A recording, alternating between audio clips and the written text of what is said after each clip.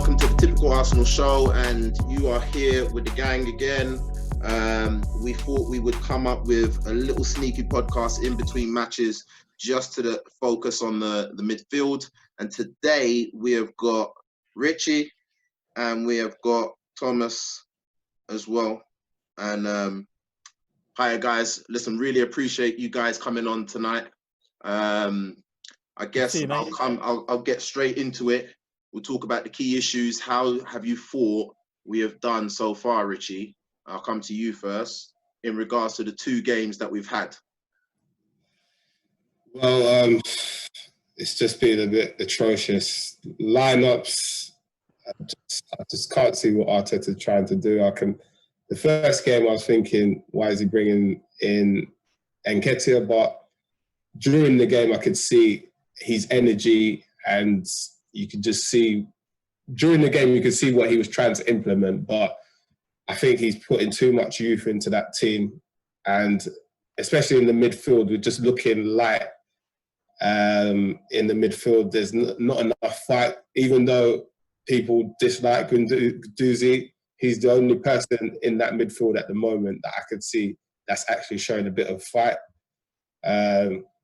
In terms of, there's no balance in that midfield at the moment. So without Xhaka, I'm not a Xhaka fan, but when he's not in that midfield, you can just see there's no balance. So we need that left-sided, like defensive or left-sided centre midfielder. Xhaka doesn't play.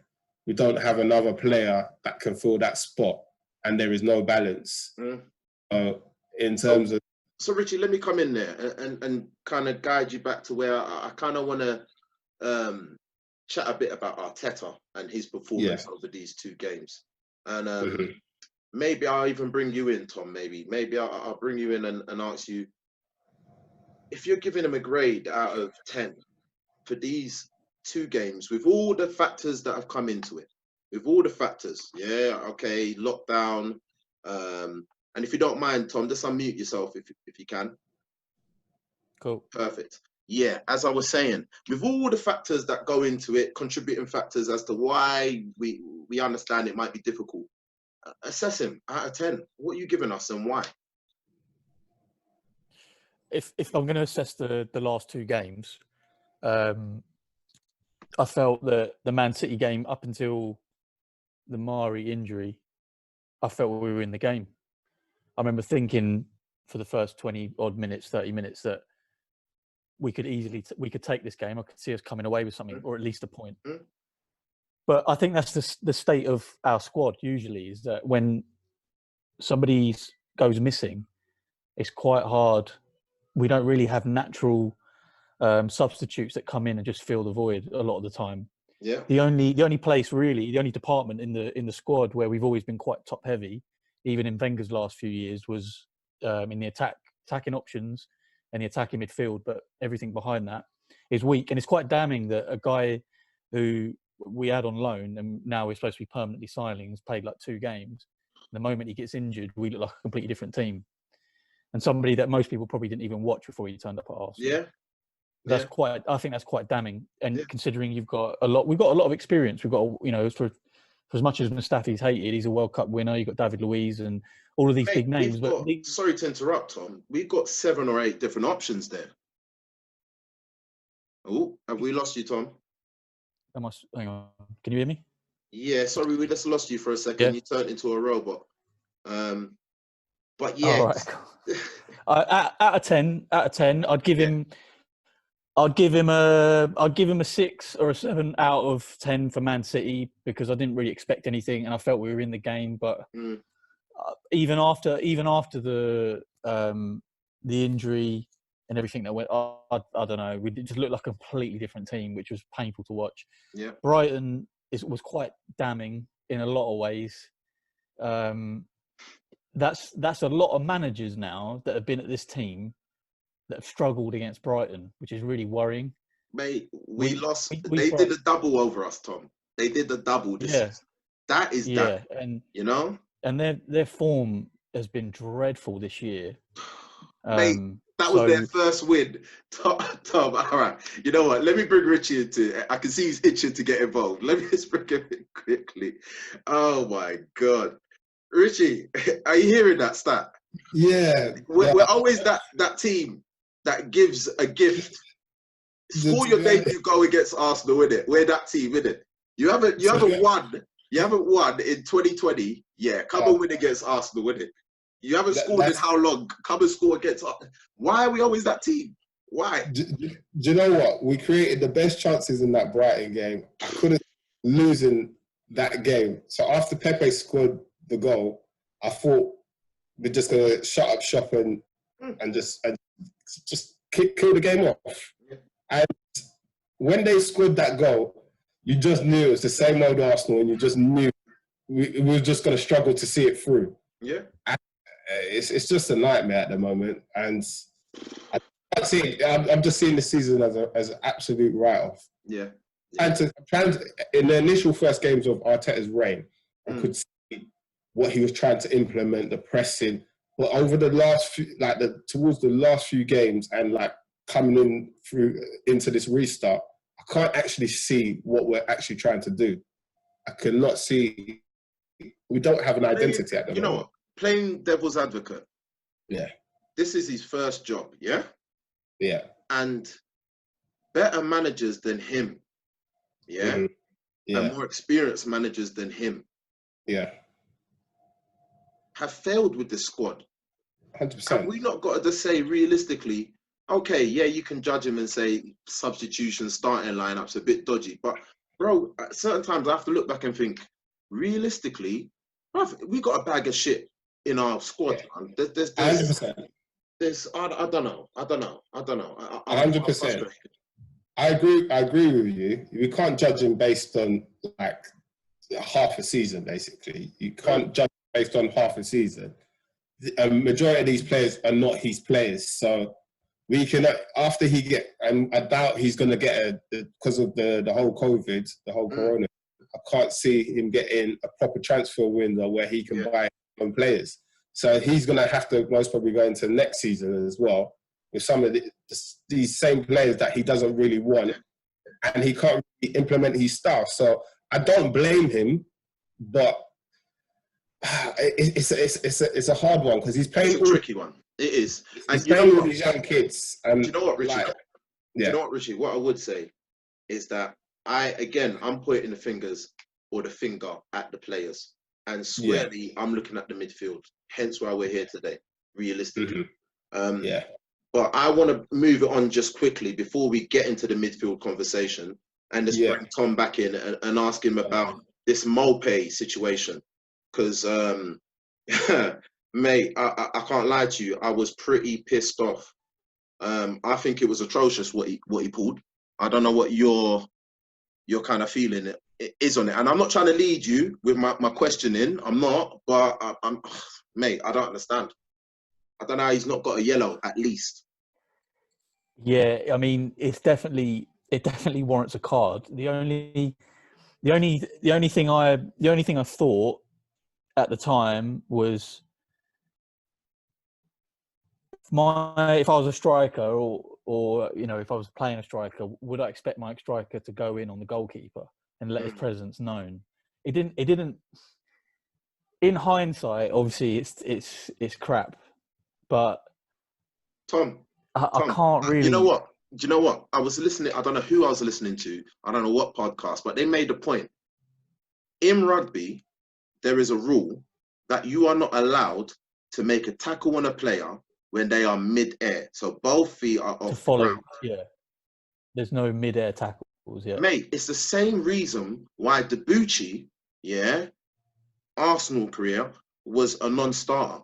Because he had a major, I can't remember what it was, an Achilles injury or something along those lines, or a knee injury, came back, and in the first game, I think it was against Stoke, Arnautovic has bounced him into the stands, while he's mid-air.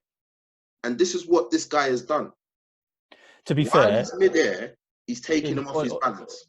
In perspective now, logically, that's the referee protects the goalkeeper in those situations at corners.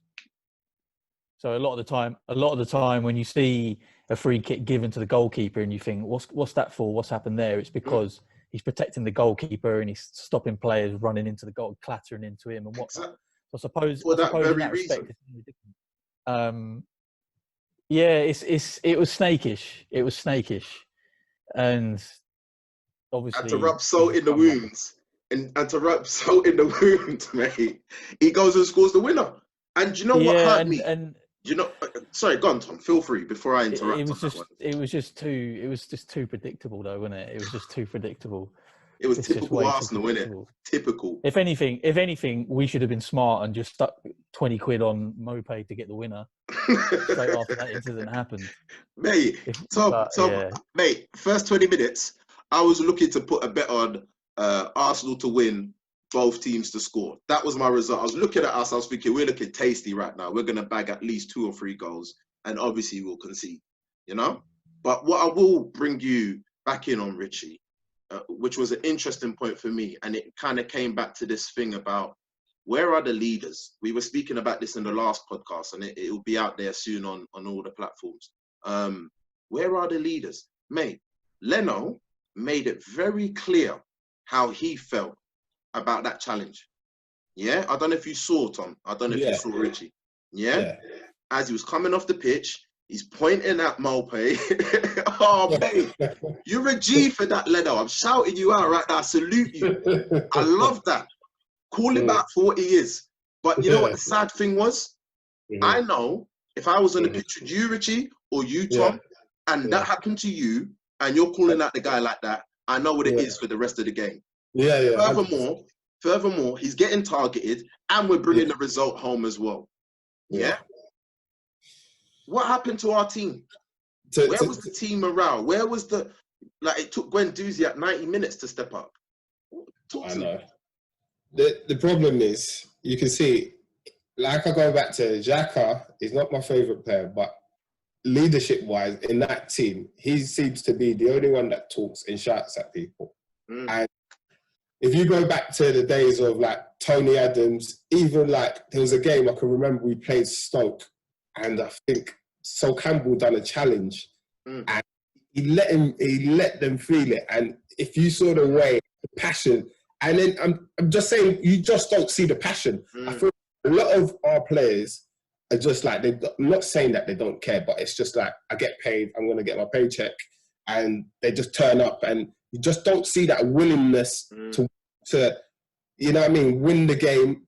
And like, if we go down, it's just like, it's not one person just trying to rally the troops and say, come on, we can still win this. We just don't see that in us. It's just a complete capitulation.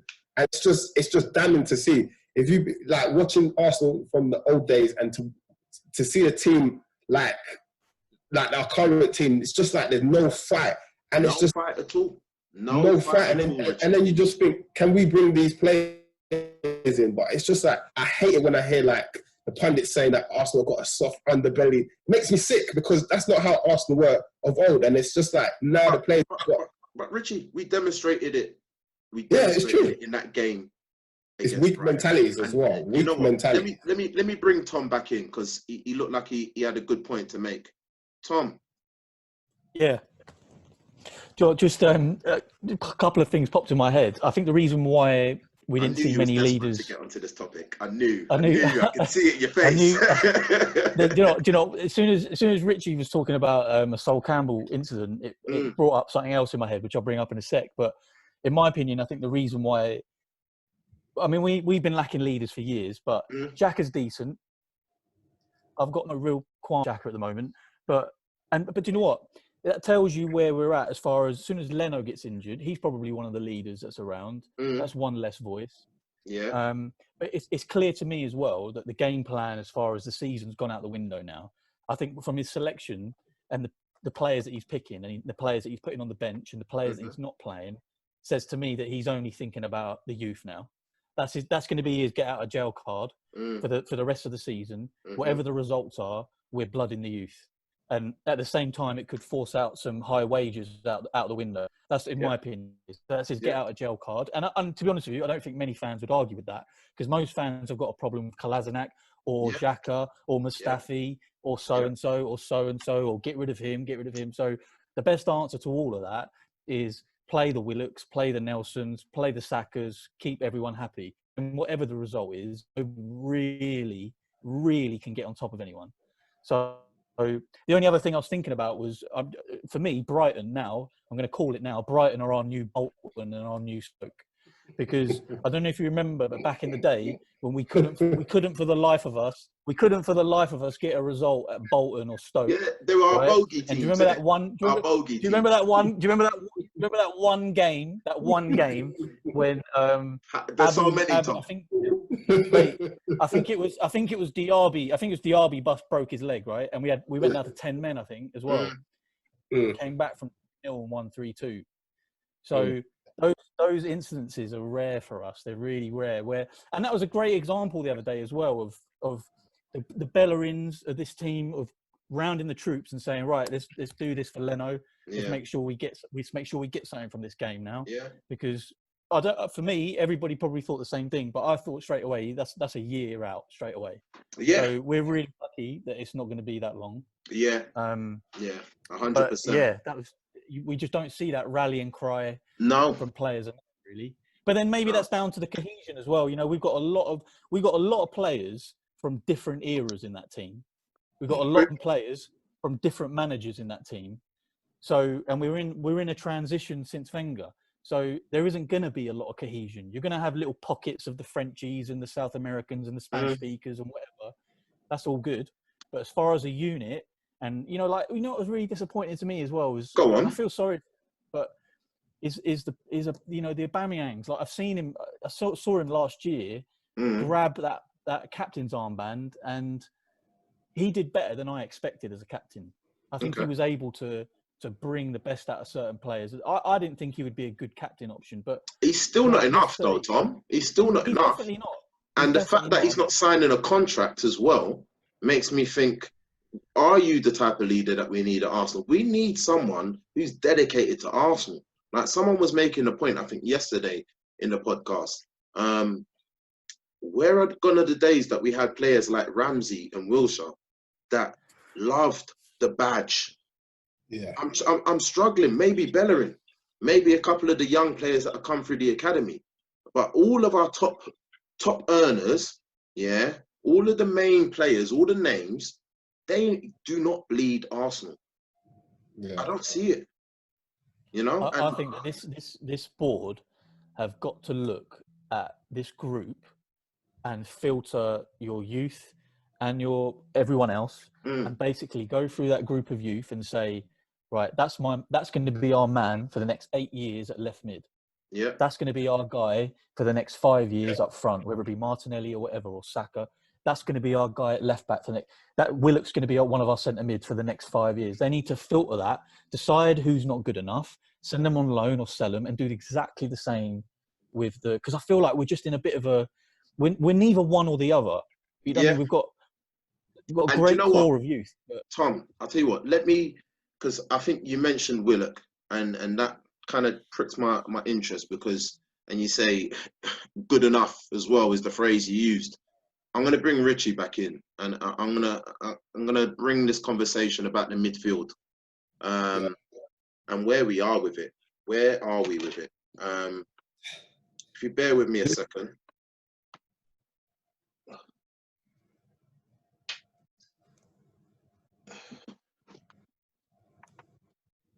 Yeah, we're back in. The midfield. Where do we start? The young players, the mature, the senior players in the midfield. Now, I'm going to make the point simply. I think our midfield hasn't functioned as a midfield for the last maybe 3 years, 4 years, comfortably.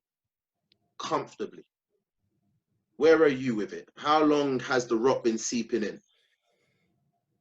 For me, the balance hasn't been there, like you said, for a while.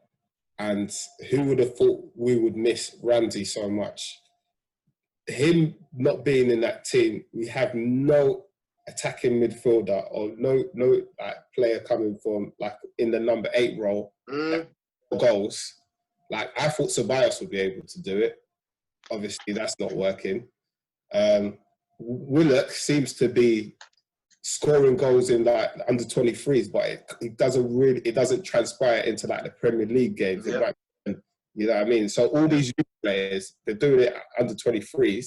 They bring them into the first team, and that's not transpiring. We're not having the same effect.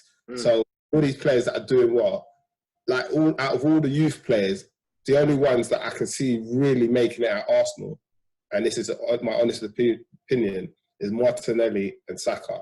Everybody else, Reece Nelson, Willock, Smith Rowe, I just don't think they're going to make it at Arsenal. I think Saka and Martinelli will.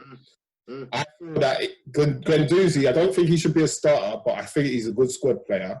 If he's alongside a very experienced player beside him, then he can learn. But obviously, he's a bit raw, but he's not a player that I would throw away. I would most probably send him on loan next season, but he's being thrown into it. He shouldn't be getting as many games. We should have like a better first 11, and then he comes in and fills in here and then. Because look, if you see what's his name, Foden from Manchester City, he's in a team. He's not like in the team all the time. But got a lot of players that just been. Yeah, Richard, I think. Sorry to interrupt you there, but I think that's a problem we've had from the Wenger days. Let's be honest, throwing players in too early and breaking them. You know, you see Wilshere, you see where he should have gone, the potential that he had when he was 19, and where he ended up. We broke him.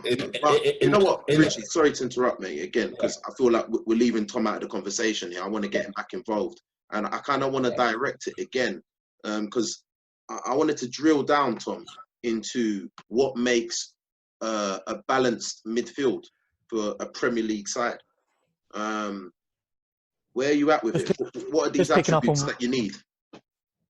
Just picking up on what we were talking about. Go on. Would we have posed the same question about Ramsey when we first signed him, when he was playing in midfield with Coquelin or Frimpong or people that we had at that time? Were we saying, is he quite good enough? Does he need a loan? Does he need this? Is he going to be our guy for the next 8 years? Like, I don't think really we can judge anyone that's in our youth level like so cutthroat just yet. The only person, to be honest with you, I'm not a huge fan of is Nelson, because I don't think he's kicked on really from his loan. But other than that, what do we need? Well, I think he was supposed to be the ball carrier. That's what he was supposed to be when he came. Sorry, Tom, just start that again, mate, because you just froze there on us. Can you hear me now? Yeah. Carry on again. Just start again for us. I said I think Ceballos was supposed to be our ball carrier. Okay. And I wouldn't have him in a two midfield sitting. Personally, I don't think that's his role. Whenever he's played for the Spanish youth teams, and whenever he's played elsewhere, he's played actually at times the left of a 3 up front or as a 10. Okay. So he's supposed to be an attacking midfield option. He's being shoehorned into our midfield because we've got nobody else. Okay. Guendouzi, I think everyone agrees that nobody's got a problem with Guendouzi, but Guendouzi shouldn't be starting. It wouldn't be fair on him to be starting at the moment, but it just tells you the options that we have. Yeah. I can't work out quite just yet what is his natural game. Is his natural game a defensive one or an attacking one? Because at the moment, he looks like a jack of all trades and a master of none at the moment. Exactly. But I will say, I thought he was one of our better players agaat Man City. I thought his interceptions were really good. Agreed. His turnovers are really good. But he's not a ball aggressive, carrier. Isn't he? He's aggressive. He's got a great mentality. And he's extremely useful, and he's very good. He will get a lot better. We'll start to see his natural game. But at the moment, we can't be reliant on him because I don't know what his game is. I don't know. I don't think anybody knows. He's a box-to-box midfielder, but what is it? Is he a creator? Is he a? I'm not sure. To me, he strikes me. He's nothing. He strikes me. He strikes me in a Xhaka mold a little bit. Do you know what I mean? A good. Do you know what he strikes me as? Do you know what he strikes me as? And it's not even. It's kind of one of those momentum players, something like what Arteta used to do, where you pick up the ball from the defense, you recycle possession, you keep us ticking at the base. That's what I see him doing. Like his quality when it comes to weight of pass on the ball is decent in the middle third. Yeah. Like, he can play, but his positioning is all over the place. I think it's too early in the day for him.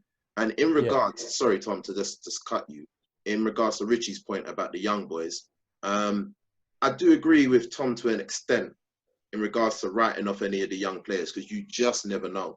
You just never know.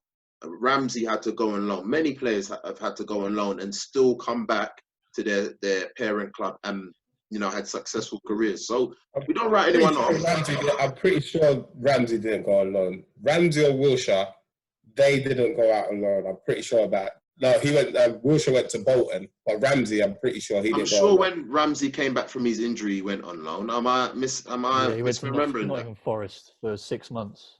There you go. Maybe 6 months. But you know, I'm looking at it and saying there's no balance. Like it's a good point you said about Guendouzi. I think he has no awareness of what's behind him. So if he loses the ball, and it's always he frustrates Arsenal fans because he's always expecting the foul. So he's always trying to grab onto the ball, and it's so I'm watching it. Yeah. But the thing is, in that midfield, I feel we need a bit of athleticism, because I don't think Jack has got that. That's why a player like Partey would be good. We kind of have that in Torreira, but I just don't have that physical presence. So I think physicality in that midfield as well. So athletic, being physical. Another thing in the midfield is I don't know what system he's trying to play as well. So it's just like sometimes he's got the base of like the two players at the base of the midfield. So he's either got Xhaka and Torreira, which I think works the best for our midfield, Xhaka and Torreira. When Guendouzi plays with Xhaka, I don't think it kind of works. So it's just getting that balance right, and just getting the right personnel to play in that midfield, and then getting somebody to pick the ball up from the defence into the midfield and being that link. I don't think that as well. So there's various things that are kind of mishmash in our midfield, and we're not functioning right. You know what, Richie? I think you made some great points there, you know. And Tom, you made some great points in regards to attributes, which was the initial question. What do we need to be a successful Premier League team in terms of the midfield? So ball carrier. Who's our ball carrier? You said, Tom? Ceballos? I think Ceballos is supposed to be the ball carrier, but does he do it well enough? No, Can I answer we're that not question seeing, for you? No. No, we're not. No, we're not seeing him doing it. It's not good enough for me.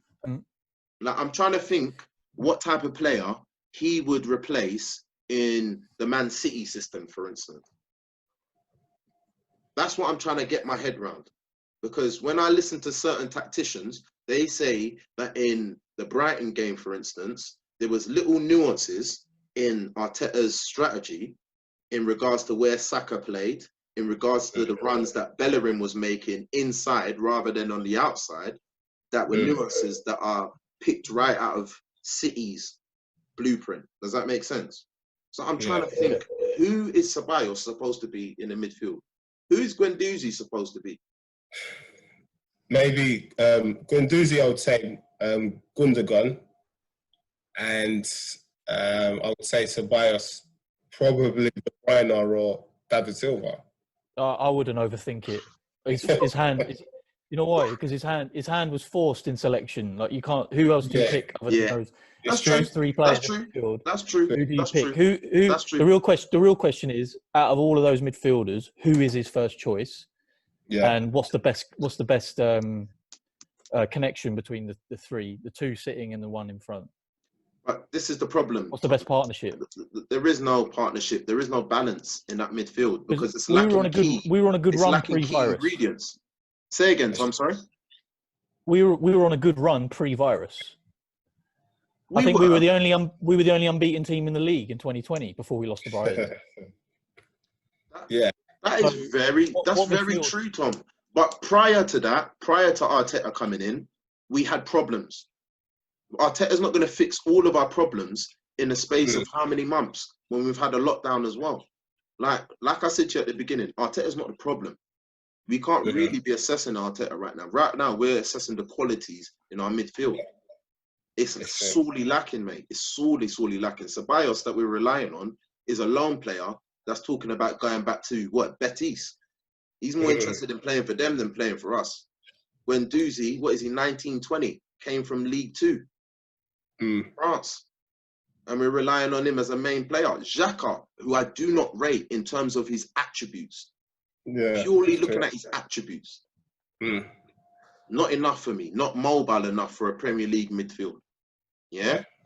Like, if you want to compare Xhaka to a player, look at Everton's player. And I know you're laughing because you're a Xhaka apologist, isn't it? I'm calling you out now, Tom, innit? I heard that little comment you made earlier about Xhaka. Don't think I forgot. I jotted Xhaka's name down. I was like, yeah, I'm coming for you. Don't worry. Xhaka, do you know what's annoying? Tom, let me land with this one. Everton, comparable team to us, They've got, what's the man's name? Gomez, playing centre midfield. Quality player, plays exactly the same type of mold as Xhaka. Can spray it, can play it, picks it up from the defence. 10 times better than Xhaka. Agree or disagree? Theo, I'm calling you your brother. Richard, talk to me. Agree or disagree? No, I agree. Gomez is definitely a better player than Xhaka. But would we say that Xhaka with a bit more pace and being mobile, would you rate him more? Yeah, but if pigs had wings, they could fly, you know? But the most things that we pick up with Xhaka is his mobility, that he can't get around the pitch and actually makes a lot of mistakes. And like his passes lead to, or him holding the ball for too long leads to him getting dispossessed and then into a goal. But is that because there's never anybody on for him to pass to? And that's why, I don't know. yeah. Tom, go on then. I know you're desperate to get in there before the break. Let me just throw it out there. Not as an apologist for the man, but I will ask this because I think this has been difficult to accept for Arsenal fans a little bit. On. But do you think one of the players that Arteta has got the most out of was Xhaka? Agreed. He's been palatable. He's been palatable under Arteta. Tom, I remember the days when this guy would be picking up the ball in the left-hand side and passing balls into the midfield where there isn't a player for miles, Tom. Tom, I've seen him do that on 5 or 6 occasions. At one point, the stat was he had caused the most mistakes that led to goals in the Premier League, G. Okay, so we know, and that is where, Tom, we are going to leave it at, and we're going to go for a break, and we're going to come back on the other side. Leopards don't change their spots, is what Ray is saying. Leopards don't change their spots. Get rid, get him out, get them all out. I remember that mistake in 2008. I don't forget. Yeah. Of course not. I never forgive and I never forget, mate. Not when it comes to football, mate. Not when it comes to Arsenal, especially, mate. Definitely not. But no, in all seriousness, Xhaka is doing a job for us in regards to the squad, in regards to the mentality of the squad. He's definitely one of the leaders, hence why he's still in that squad. But in regards to attributes, I think he's sorely kind of lacking. He does have some good attributes. He can spray a ball better than anyone else in our midfield. And he can do that consistently for 90 minutes. But there's a lot more you need from a player. You need, for me, Tom, and where I leave it is, we had Santi Cazorla, and then we went to Xhaka. And people are confused why I'm upset. Guys, I'll meet you on the other side. Just literally log back in on this one. Midfield. Yeah. Come again? Get more Spaniards in midfield. I'm telling you, mate. I'm telling you. I'm partial for a Spanish midfielder, mate. Please bring them. Where are they? Anyway, guys, I'll meet you on the other side, yeah? All right, man. Cheers.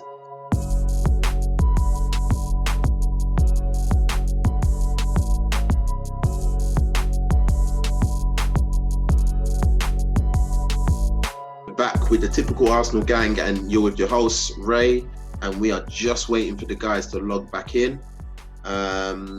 We have got Tom and we have got Richie with us, and we are discussing the midfield. If you're just joining us, we've been talking about attributes, key attributes in the midfield, talking about ball carriers, athleticism, physicality.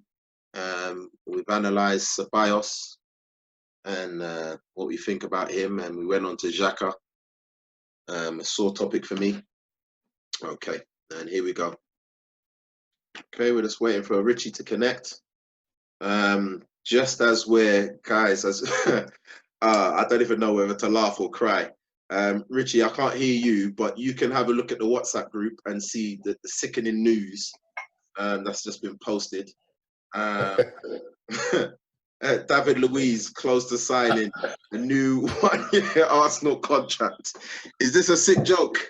This is, so we are recording, let me just get this right. We are recording on Tuesday the 23rd of June, just easing out of lockdown, and the news that we're hearing today after David Luiz's calamity appearance against, who was it against? Man City.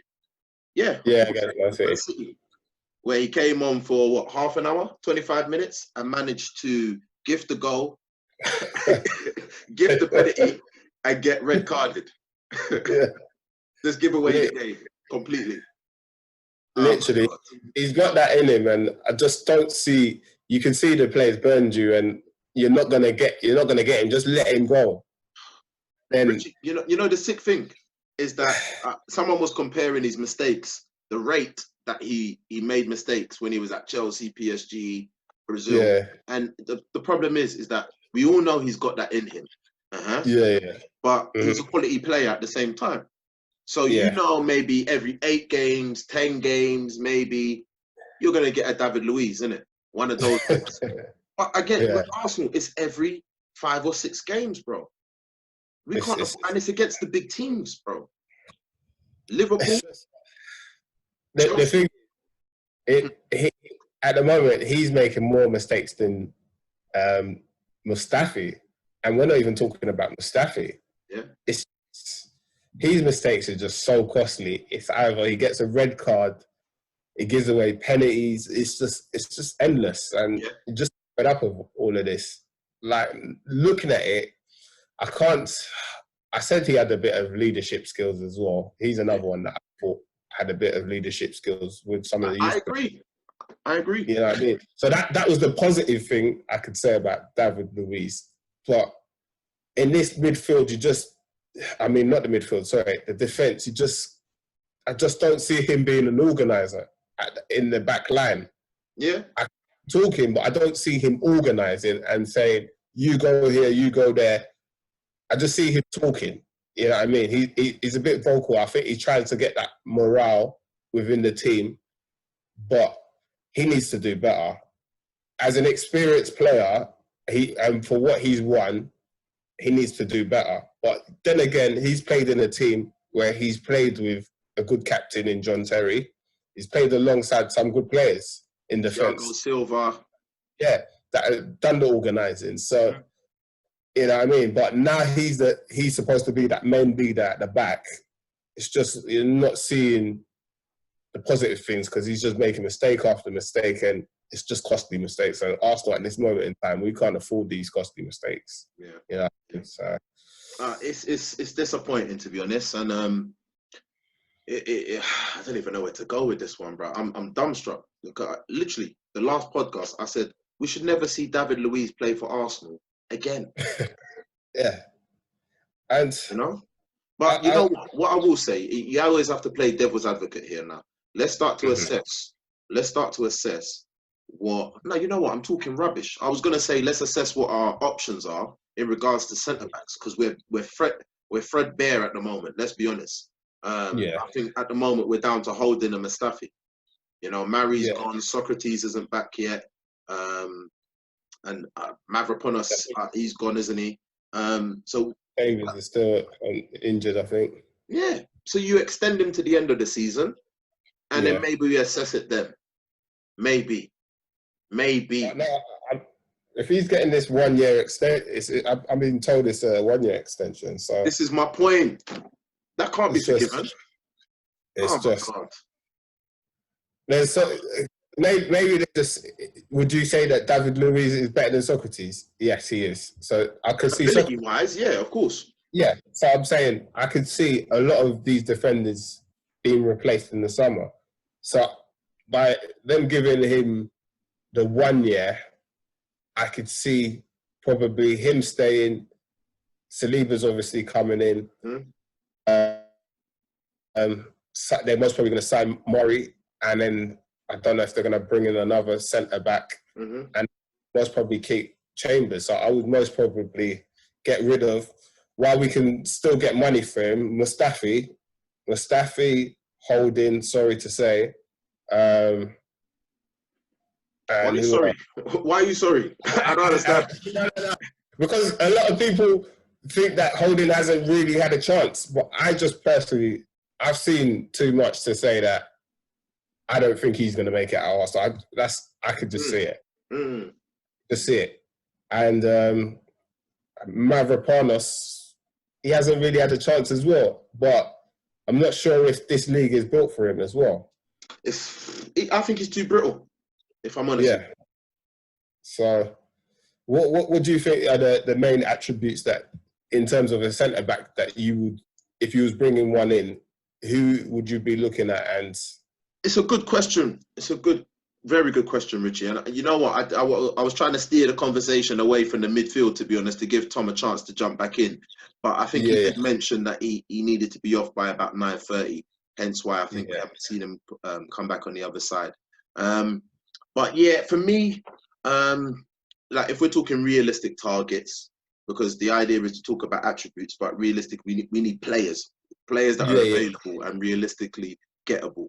So Partey, for me, was looking like, yes, you're ticking some of the boxes in terms of athleticism, in terms of physicality, in terms of presence, For me, every team needs to have a couple of players with presence. So when it comes to set pieces, for instance, when it comes to a ruck, when it comes to it going down, you've got a couple of titans in the back that are going to back the thing guaranteed. I think that needs to filter through the spine of the team, from centre back, centre midfield, forward, all physical, strong players in that spine of the team. I mean, and we've never had that for a long time. From the days of like Tony Adams, Sol Campbell, and Aaron, tall physical players. We don't have any of those type of players in just small, weak players. Weak mentalities. You know what I mean? And it's just. Sorry, Richie. The thing is, you just pricked my interest, because, there was a time where all we did was buy number 10s in the midfield.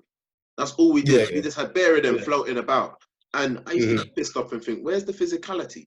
But at least we had technical superiority. You could argue that we had one of the best midfields in regards to our squad in Europe. At points. So to get to a point where now we ain't got no physicality, no technical ability, no vision, no defensive prowess. Like, I like the fact that people, are promoting Guendouzi, but I'm still yet to see this man make consistent final third entries. Let me put it that way. Okay. I remember watching a Fabregas, and Fabregas could pick that pass through the centre back and the wing back, our wing back, to get in behind and square a ball for a tap in for our striker so many times. Mesut Ozil will even do that one. I agree, but Guendouzi's not a number 10. He's more of an 8. And you have to be honest, last season, in the beginning of last season, where he was getting a lot of game time, he was dragging the team. I think it was against Tottenham. There was a few games, I think it was like 3 or 4 games. I think even Crystal Palace. There was like 3 or 4 games where he was dragging the team, and then he made openings, and we did score. So there was a period that he was dragging the team. I think he needs that balance of being in and out of the team, because he needs to be. I feel with Arsenal as a whole, once these players get in, they think they've made it. They think they've made it into like they're professional football. And to your point, Richie. Yeah. Just before I let you land, I saw an article today about when Doozy giving it large to the Brighton players about I make more money than you. That's to your point exactly. Arrogance. You know what I mean? Do that. That's what I said in the group. You do your talking on the field. He looks like now. He's talking about money. The Brighton guys now winding him up because you're trying to disrespect these players. At the end of the day, they've had the last laugh because they beat you. And then he's got into your minds, and then you're doing silliness after the game. And the thing is, our mentality just needs to be better. I agree. He needs. You know what? I said Thomas Partey, yeah? Yeah. And I do think protecting our defence is important. But the one that I heard the other day that disgusted me, yes, the stat that I heard is that we have got, you know, I'll let you guess. How many goals do you think we have got from the midfield this season? This season? I don't think it can't be more than 10 goals. It can't be more than 10 goals from. No, maybe I'm misquoting. Maybe I'm misquoting. But the stat, Rich, the stat that I heard, maybe I'm misquoting, was listen, and it's Tuesday, the 23rd of June, 2020. Yeah, as of this point, 1 goal. You're joking. 1 goal. What, in the Premier League? Please, and viewers, if I'm wrong, please comment below. Please feel free. Yeah. 1 goal. Yeah. This is why I was screaming for Coutinho when it was looking like it could be. I know, and this is the thing. And this is why I feel we should do the only thing is with Coutinho is he's 27, I think, or 28, and I'm scared of giving some of these players like contracts, maybe like 4 or 5 year contracts at 28. If you're doing it at 24, and then they might get a 4-year deal, then you might be able to get a resale value.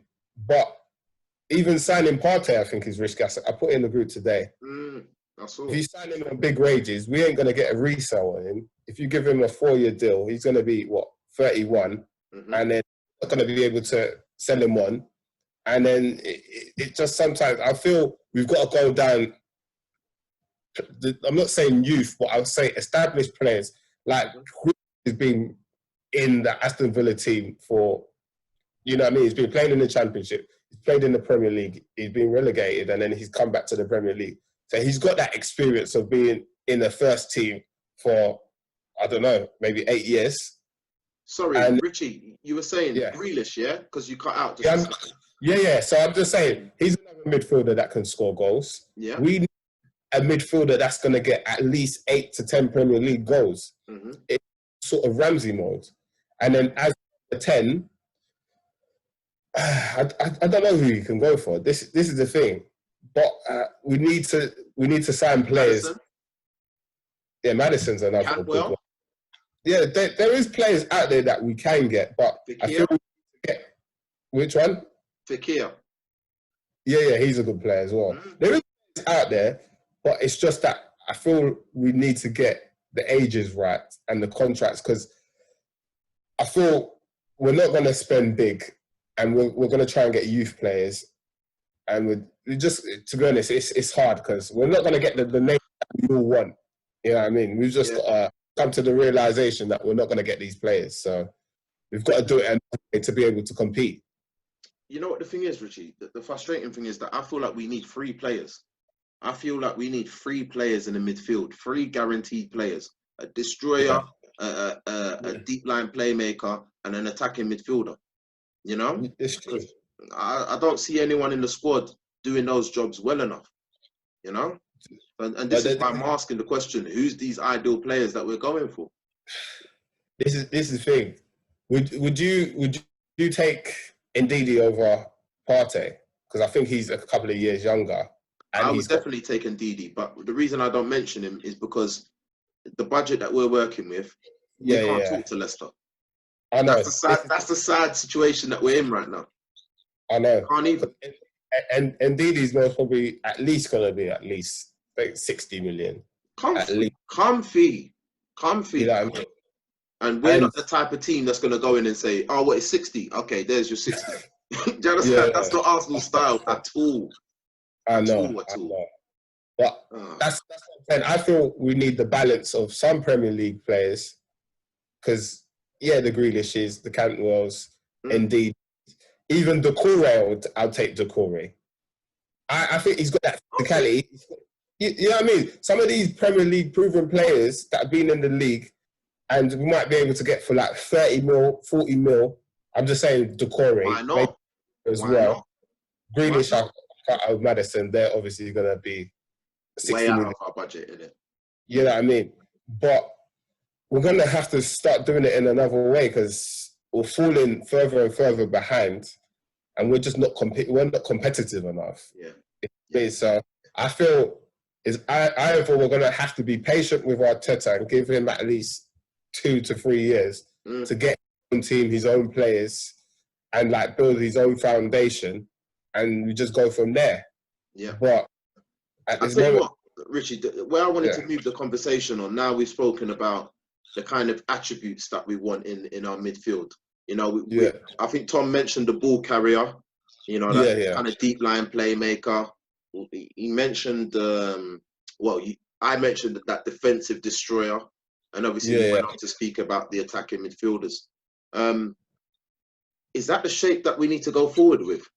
Do we need to evolve? Do we need to stick with what we've got? Is that 4-4-2, whatever you want to call it, with the number 10 even effective anymore? Because I look at Liverpool and I think, well, you know what? Forget about number 10s. We'll just have hard workers in the midfield. I know. So literally, they go with a 4-3-3 system. Yeah. And flat. With the current midfielders we have, no chance. You know, and the funny thing is, we don't have those players. There's not enough energy in that midfield, apart from Torreira, and we don't have that energy in the midfield. And I've always realised when you play Torreira and Guendouzi, it doesn't work. The only partnership I've seen that actually works in that midfield is Torreira and Xhaka. I feel the most comfortable when those two are together. If you look back at the results we've had, it's mainly Torreira and Xhaka playing together. We are the most effective in that midfield. Number 10 is the hard one because I can't see Willock as a number 10. He's a bit like Guendouzi. I don't think we've actually... No, when I say he's a bit like Guendouzi... I know what you mean. His actual position. You know what I mean? I can't see him as a number 10. He might be a number 8, but I don't even think Arteta knows where he wants to play him. So sometimes he plays at 8, sometimes he plays at 10. He's never really effective. So it's a difficult one. It's a mad one. And Richie, perfect timing. We got Anthony, Mr. Tactics. Can you hear us? Jesus. Thank you, sir. So I gave Anthony the shout, and thankfully he's open and taken the call. My friend, we are talking about the midfield tonight, and we've kind of gone into it quite a bit, Richie. No, we've touched on a lot of it, but what we were talking about just previously was the attributes that we see in the midfield, and we were talking about, you know, destroyers, ball carriers, and then attacking midfielders. Is there any players out there for you, Anthony, that you think, you know what, he's ideal for that position?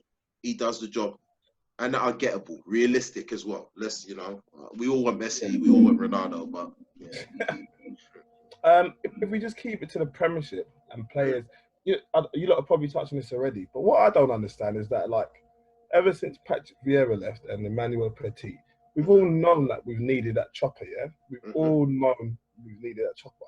And, you know, we had Song for a bit who we thought was going to be the next big thing. Flamini, Coquelin. Coquelin. Even Denilson at one stage. Do you remember Denilson? Yeah. Not good enough. But why have we not pumped that money and got that player? Chelsea, they paid 50 million for Kante. No, Anthony. Say You see, this is why I get upset. Listen, in the same summer that we bought Xhaka, when we could have bought Kante, yes, for I think it was something like 32 million, 33 million. Yeah. We went and spent 35 million on Xhaka. That following season, Chelsea went and won the league, just to let you know. Yeah. And we have like so many players who are just the same. We bought Torreira, and I know a lot of Arsenal fans think he's really, really good. And yes, he has like 1 or 2 good games. I just don't think he's good enough. And going back to the question, who would I want that's out there? I'd have Jack Grealish. I think we need some English heart in our midfield. I think we need some real people that know about passion and can shout some players. Yeah. As a defensive midfielder, who would I take? I don't know. Who's that mentioned, sorry to interrupt. We mentioned Ndidi and we mentioned Thomas Partey. Obviously, we've been linked with him, the defensive midfielder from Atletico Madrid. Any of them take your fancy? Yeah, Ndidi's a Leicester player, right? Yeah, exactly. Yeah. See, I'll take him. You know, Thomas Partey, he's my Ghanaian brother. You know, I'm Ghanaian. And I'm really, we all out here now. We all got try to claim it for yourself, you know. So, you know, just for that, I would take him because, you know, he's Ghanaian and I want to wear like a Ghanaian. But in terms of like, when I see him for Ghana, I haven't really seen him drag the team. Okay. You know I mean, I'm not comparing Ghana to Arsenal, but I know he plays well for. I haven't actually seen him have a good game, but I've already seen him like Champions League and for Ghana. Exactly. But I think the key thing with Partey and Ndidi is they have those attributes that you need in a Premier League midfield. And this is what we're getting at, Anthony, and we've been discussing. We don't have the key components to have a balanced midfield. Yeah. And you know what? I'll take you up on your point and I'll bring Richie back in on Torreira. As we're focusing on the midfield, let's have a conversation about Torreira because I think people's memories are short with Torreira because we were looking like, I don't even know, we were looking like a state before Torreira arrived. And that summer, he came in, and under Emery, in his first, 20 games, Torreira was looking like the best signing for any Premier League team. Yeah. He was looking that good. He had that effect, you know, and due to, I don't know, loss of form, due to injuries, you know, and due to the madness that is Arsenal, I think he's kind of been swallowed up in that, you know, and I don't think he's settled well either. Richie, what's your thoughts on Torreira? Exactly. With Torreira, I do believe he's got the attributes in terms of he's got that energy, he's got that bite in the midfield. He kind of gets the other teammates pressing, but what I've realised in the midfield, you can't do it alone. You could be the main guy trying to press, but if everybody ain't implementing that same tactic, then it's not going to work. You're just going to be a headless chicken just running after the ball. So I just think sometimes he needs to be a bit more physical. He's like a little area, but he needs to be a bit more physical. He's all right. I wouldn't say he's the best defensive midfielder. I'd say he's okay. I don't think he's a crap player, but like you said, those first 20 games under Emery, he was playing really, really good. I felt he was a world beater. Obviously, there's a bit of dip. We don't know what happened in and other little things, but I still think I would still persist with Torreira. Yeah. Because if Torreira was in this midfield, I could see a bit more fight as well. He's another one he's got a bit more fight as well. Yeah. So he's somebody I would continue to persist with. I wouldn't get rid of.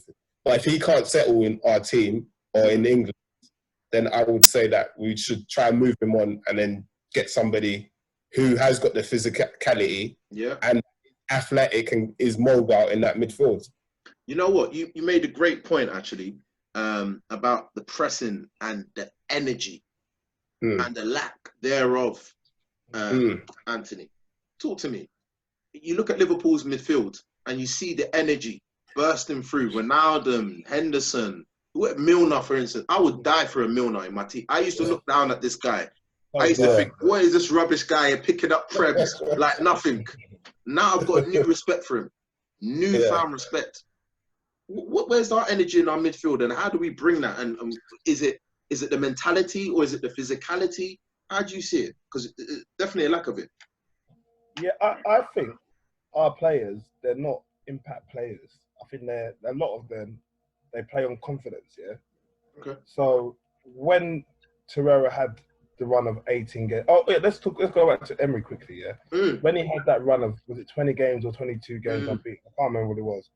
It was more or less the same team inside week in and week out, yeah? More or less, yeah?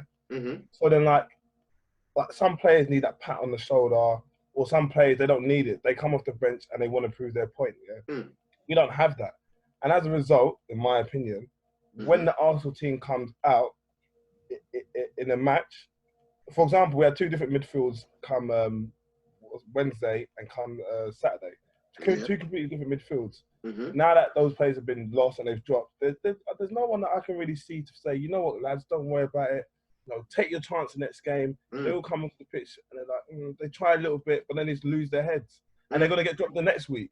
So they lose their confidence again. So I just feel like that's why we can't press. They don't. It sounds a bit weak, but let's say someone like Willock, yeah, Joe Willock, yeah, who I'm sure in training he must show loads. We sort of touched on it last week. Bag of potential. He must do. You know what I mean? He really, really must do. He has one bad game on Saturday. We drop him for one bad game on Wednesday, and we drop him for Saturday. Yeah. Now if he comes back in whenever our next game is, I think it's tomorrow, whenever it is, he again needs that confidence. If he doesn't play, then it's like another week out. Then he tries to come back in the last 15 minutes and change the game. He's not going to change the game. Yeah. You know what I mean? Yeah. Like when he played in the Carling Cup against Liverpool, he played the whole game. And yeah, they were more his age and it wasn't the same seniority or whatever, blah, blah, blah. But he's a confidence player. Understood. And that's why I think we can't press. And I think that's why we lack that intensity. If I know, for example, I know I'm going on a bit. I played. No, feel free. Richie will bring you in. Let him land. I think there's a point there. There is. I played defense used to, and okay, I'm not a world, that world best player. I should have. But because I played defensive used to, I know every time I step on the pitch of used to, I know how I'm going to play. Do you know what I mean? I'm confident in my playing abilities. But if you put me next to, say, Mustafi, who's obviously better than us, because I don't know how he plays, we could be playing the same level who we're playing, Mustafi next to me, I would be a bit nervous. Like, what's he going to do? Can he do that? Can he do this? Do you know what I'm trying to say? So that's what I think it is, personally. Okay. No, I can respect that. I guess we'll move on in the midfield in regards to Torreira and the energy and that. Can I just Richie, sorry. You know what? We won't move on furthermore because I can see he was dying to take shots at Anthony. So feel free. No. Just concluding that pressing. Yeah. If you see, I don't like always using Liverpool as the blueprint, but if you see Liverpool, they press in phases. So if you see the first 20 minutes of Liverpool's games, it's always high intensity, and you'll be lucky not to concede because they're all over you. You know what I mean? So is that the actual coaching that needs to improve in terms of when we need to press? Because I just see if you watch Arsenal even under Wenger, it was like this was even the only one that was always pressing. But how he just always run by himself, and he can't do it all himself. So it's either, as a team collectively, we've got to do it in phases. First 10 minutes press, then let them have the ball, regain our energy. But I just at this moment in time, I can't see there's no pressing. Even those stats about teams being able, basically, I think it was the stat about teams taking the most shots at Arsenal's goal. We Leno, but he's always had so much to do because between that defense and the midfield, the pressing, the minute it gets near basically defense and midfield, we should be pressing so hard. But it should start from the top at the top. You know what, Richie? You know what you see happen at Arsenal? People start running away from the ball. I don't know if you watch it. That's exactly what happens. People start running at us, and instead of going and going 1v1 with him, we are running back to their own goal. Imagine. But, I know. Now you make a great point about the pressing side of things, as do you, Anthony. I think, if I'm honest with you, I'm really kind of thinking, again, and bringing it back to the point you made in the last show, Anthony, about blowing it up and starting again.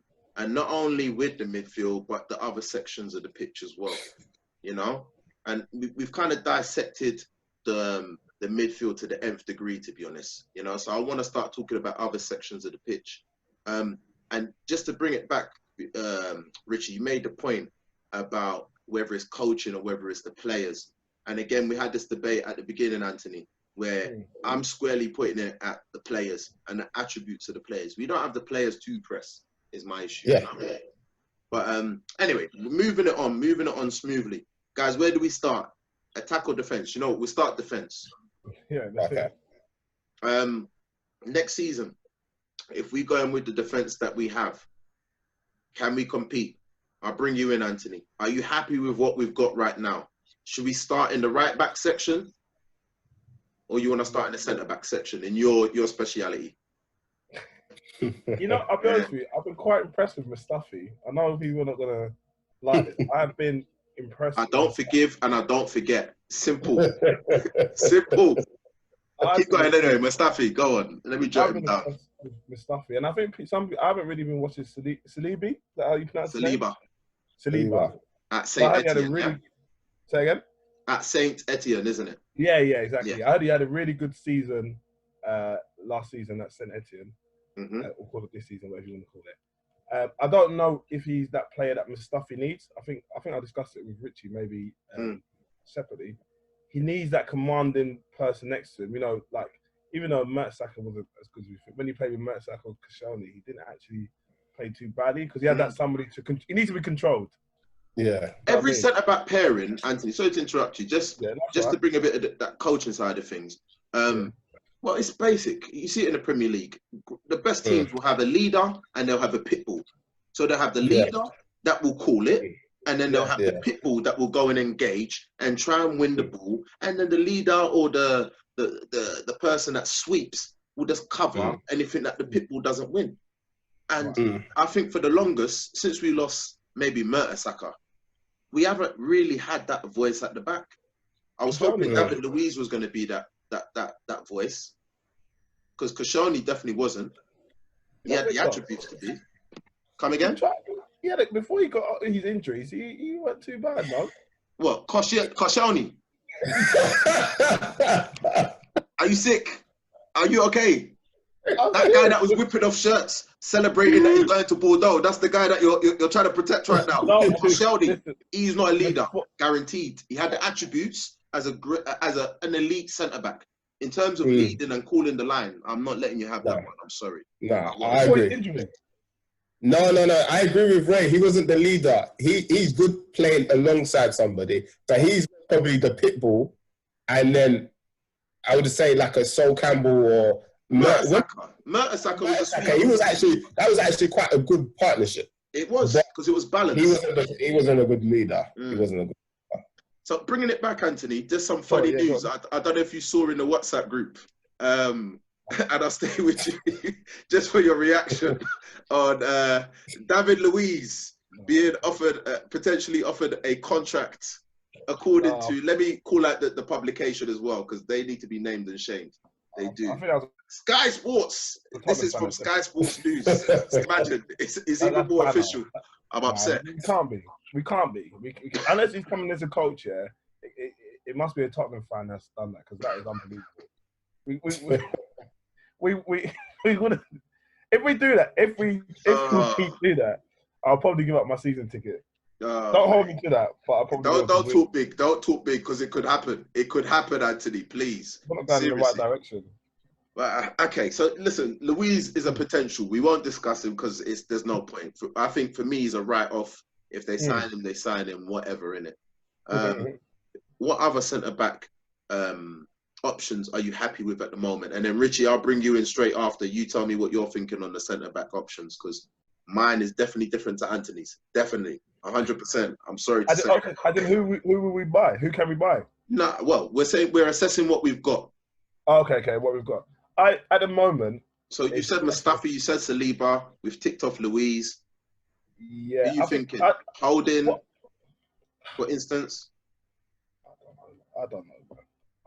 Holding, when he first played under Emery, he was looking good. I was saying the future England captain. That's what I was saying. But he has had a major injury, yeah? And I don't know if that's really...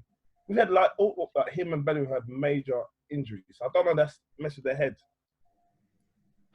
I don't know. The only person I can say now, what I'm trying to do now is not say yes to mediocre players. So at the moment, I would only take Mustafi. Because we want to be... Let me save you before you become meme worthy, please.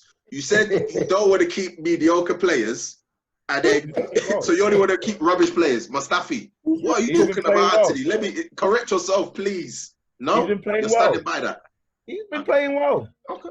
Okay. You know what? Everyone deserves their opinion. That's what football's about. Apologies. I shouldn't even cut you for your opinion. Richie, please, come on, bring the sanity back. Bring the sanity right back, please.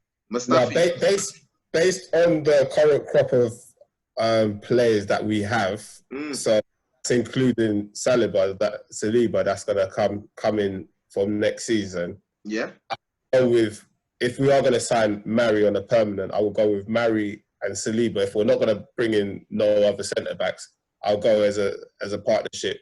Mari as the leader and Saliba to play alongside him. If I was going to keep any of these other centre backs, I'd most probably keep Chambers. He surprised me because I wanted to get rid last summer, but he surprised me before his injury. I would keep him over Holding because I feel he's a bit more versatile. So I think if you're playing three at the back, you could most probably play him at the right side of the three at the back, and then you could play him at right back as well. So that's my reasoning for keeping Chambers. I feel we need to shift a lot of players. So I feel with Holding, I personally don't think he's going to make it. It might sound harsh, but I feel we should try and cash in on some of these players while they're young. So I'll go with selling Holding. Socrates, I don't think he can adapt to like playing from the back. He's not good on the ball. Anthony, you agree there? I feel sick when he even plays right back. He feels so uncomfortable on the ball. It's disgusting. It's like you want to just vomit this there and then, isn't it? Like, this is not right. This is an aversion against humanity. I don't understand. Yeah, so Socrates needs to go for me. He's too old and he needs to go. And then Mustafi, yes, he's been playing well, but Ray says he doesn't forget, mate. And to be fair, we should cash in on him while we can, because basically while he's playing well, he's not making any blunders. It's best to get rid. You know what? We'll get some sort of money for him. Richie, you know what? You make a good point. Yeah, it's just a good side note and an asterisk to talk about maybe for a next podcast. But the problem with Arsenal right now is we got players that we need to get rid of, and nobody wants to buy them. Nobody. Yeah. The only reason we got Mustafi in our squad and we've had to persevere is because no one's going to pay him what we are paying him. We were the foolhardy ones to take these average players and give them big contracts. So 100%. On that point, for me, Mustafi, he's gone. Holding, at best, on loan, or he's gone. Chambers, it's too much. You're gone. Socrates, really? See you later. You're gone. David Luiz, how dare you even think about staying? You're gone. Saliba. Mari Saliba. That's yeah. So I would say for like a successful defense, you would at least need 4 or 5. So we need 2. Yeah. So I know whoever you're talking about. You know what? All right. Let me be realistic. We're not getting 2 centre backs in the summer. So the one that I'm holding back, is Holding. I'm giving him a chance because I think the form that I saw when he was under Emery, I think if he didn't get injured, I think he could have become an integral part of the Arsenal defence. If I'm being honest, I was calling it at the time. So let me not be too harsh on him. Okay. We'll move on then. Mavropanos as well. Go on. I think there's Mavropanos as well. Oh yeah. Isn't he gone? No, he's on loan. He's on loan. Okay. Have we seen him in the first team how many times? Yeah, a few times. He's been sent off about twice. We need to assess that one. Do we need to? Do you keep him over Mustafi? Who? Huh? No. I To be would honest, not. You can't. The man's had 3 appearances for the first team. I can't. You have to take Mustafi, obviously. That goes without saying. It's not that ridiculous, but small wins, yeah, small wins. just to conclude, yeah. Do you think some of these players would be better? So if a team like, just say Atletico, play a defensive system, do you think these players can play in another team like Atletico or a defensive-minded team and with better coaching? Yes, is the honest answer. I think a lot of these guys have been mismanaged in terms of their education in regards to defending at Arsenal. I think it's been an afterthought at Arsenal for a long time. And I think when you've got a quality team going forward, you can get away with that. But as the quality's disappeared, the defensive kind of frailties have shown more and more. And that's where we're at with this. I totally agree with you. I think Socrates at a different team, Socrates at maybe a middling team in the Premier League, where they're not trying to be expansive and play out from the back. And all he's got to do is clear the ball, head the ball, make interceptions. He could do a job. But for Arsenal, as a ball-playing midfielder, imagine, defender, it's impossible. It's impossible, you know? But guys, listen, just aware of the time and really appreciate you giving me all of your time as it is. We're going to move on to the right-back position. And we're going to assess the I don't know if it's a shambles back there. I don't know what you describe it as. Anthony, I'll bring you back in on this one. We got Bellerin. We got Maitland-Niles. I'm a right back. I'm a centre midfielder. I'm a right winger. I play left back as well. I don't know what position I'm playing. And then we got Cedric Suarez, nowhere to be seen. Casper the Ghost. Where do we go? Where do we start? I know Bellerin, he lost a bit of pace since his injury. He did have a very serious injury, and he does need a time to build his confidence up again. But I'd keep him, man. I think he's integral. I think I mentioned last week, he's integral to the change room. He knows Arsenal. He's Arsenal through in, through out. And I know Richie's going to say we should cash in on these players. He's trying to run the club like a business now, and he's sticking in me. So, I mean, we have to keep some of these players. Sometimes you can't put a value on what he does behind the scenes, and he seems to get on with all the players. I think you mentioned it last time, Ray, that he was integral in the pay cuts. Yeah, he was. Yeah, he was being the mediator. So we're keeping it. We have to keep him. All right. In terms of Maitland-Niles, his attitude just needs to change. Is this just a rumor about his attitude, or is it true? Well, I think the fact that he was playing so well under Arteta when he first came in, and all of a sudden he was out of the team, I think points to the fact that there is an issue there. There is definitely. I don't know. I don't know the ins and outs of it. I don't want to go into a man's personal life, but I know he's had a tricky upbringing, and it's been tough for the lad. So maybe there's leeway that they give him behind the scenes, but I don't know. It's a tough one with Maitland-Niles. Very, very tough one. I'd probably keep him because he's a bit versatile. That Suarez person, I don't know if we really signed him on a permanent, but he just needs to go. We don't need. Well, that's the talk. That's the good news that we're receiving today, isn't it? Bare good news coming at us. Cedric Suarez and David Luiz. Headline news, Sky Sports. Get rid of him. Mate. We don't need him. Get rid of him. Bring in the academy. I'd rather have an academy right back. Let's get rid of him. Okay. All right. Well, I don't think you're going to get your wish with that one. I think he's staying. You know, if you know who his agent is, then you know that he's staying. Innit? That's what. Really? Of course. Come on, get to know. Our club is being run partially by this agent. What's he called? Kia Jarabjaran? Zarabcic, yeah. Yeah, you can pronounce it better than me. The guy has got a major influence at the club right now. David Luiz is one of his clients, correct? Oh, right. The guy was on Talk Sport the other day talking reckless about Arsenal's business. Real reckless. Laying down deadlines. Tevez and Mascherano's. He was Tevez and Mascherano's. Oh, right, yeah. There you go. Pirate. That's the guy we're in bed with right now. So, you know. Listen, just moving it on swiftly. Richie, I'll give you a little conversation about the right back position, man. How are you feeling about it? As we've assessed the midfield to death, let's have a quick chat about defence, you know? The funny thing is, this guy thinks I'm the bank manager, and I just want to get catching on all these players. But I actually really used to like Bellerin.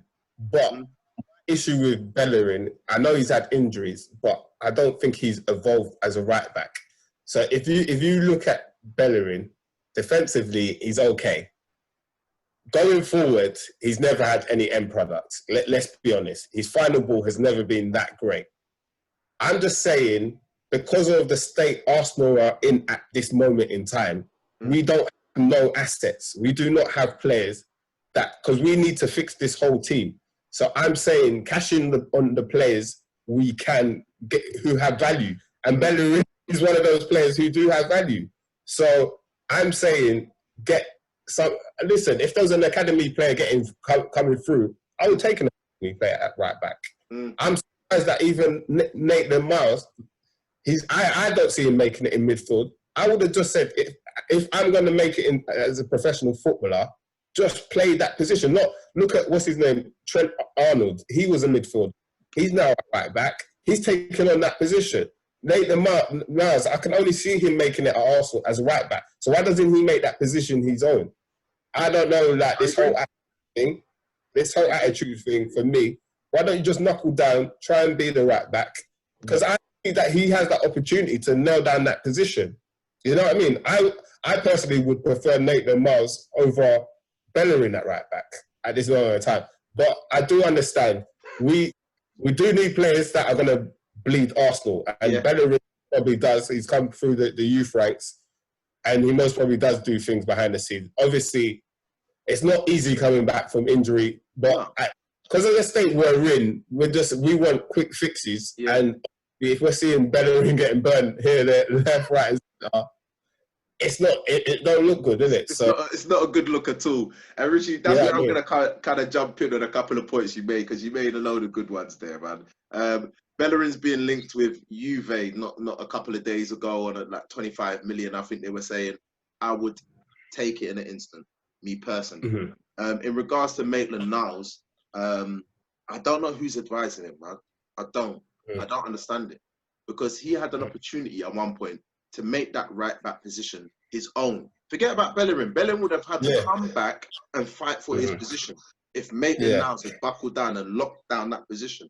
And the funny thing is, like you say, in centre midfield, he's average. He's probably top 300 in the world. But in right back position, he might have been top 100 or top 50. Did you get my meaning? With the attributes that he has.